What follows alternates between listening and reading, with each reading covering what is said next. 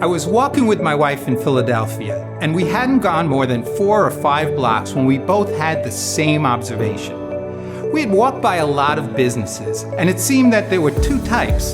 Those that were boarded up and closed, they didn't survive the impact of the pandemic had on them, and those businesses that were not only surviving, but they were thriving.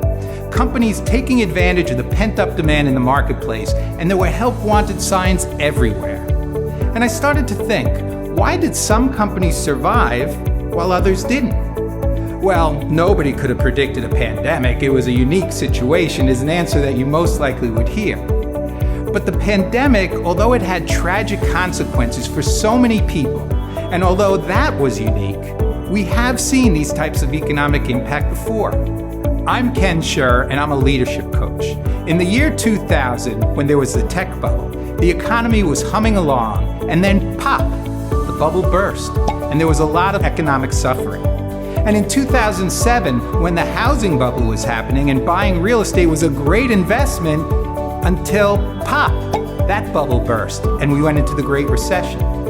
And in 2020, with a hot economy and nearly full employment, the pandemic hit. Pop, the air was taken out of that balloon too.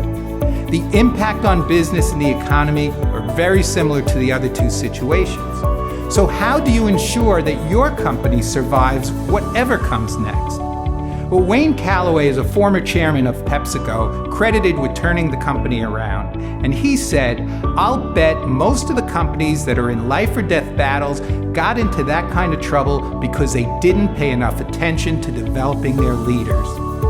Well, I spent 25 years at Johnson & Johnson, a company that has survived and thrived product recalls, lawsuits, and all the economic challenges I just mentioned. And it was easy for me to see that great leadership makes a big difference at Johnson & Johnson.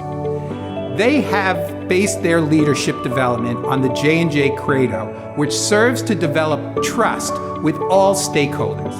Its focus is on serving the healthcare providers and their patients, the employees, communities, and lastly, shareholders. And I work with my individual clients and businesses, and I speak at associations and business meetings across the country. And people are still reeling from a very difficult year, and their leaders need help transitioning to whatever the new normal is. My trust success model, based on what I learned at Johnson & Johnson, develops leaders for the best of times and helps them to survive the type of thing we just went through. Wouldn't it be great to be an organization that thrives even in the most difficult times? When leaders recognize how each aspect of the trust success model can help them strengthen their leadership skills, it transforms the way they approach their business. Let's talk about how the trust success model can deliver results for you, your organization, or association. Please reach out to me at ken@shercoaching.com.